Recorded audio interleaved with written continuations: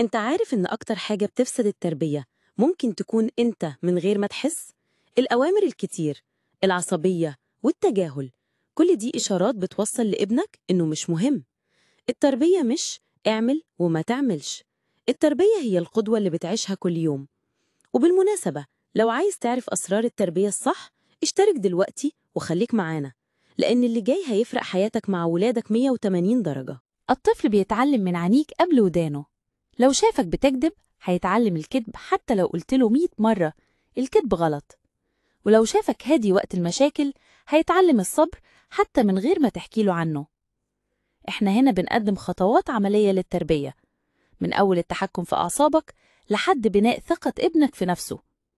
فاشترك وخليك جاهز، لأن اللي جاي فيه أسرار محدش بيقولها. ابدأ النهاردة بتغيير صغير. ابتسم قبل ما تطلب حاجة واشرح السبب. بدل ما تقول ذاكر، قول يلا نذاكر عشان نوصل لحلمك. هتتفاجئ ازاي العلاقة هتتحول من أوامر وصراخ لود وحب. قولي بقى في الكومنت أكتر موقف حسيت فيه إن ابنك بيتصرف زيك. اعمل لايك لو عجبتك الفكرة، واشترك عشان نكمل معاك رحلتك في تربية ناجحة.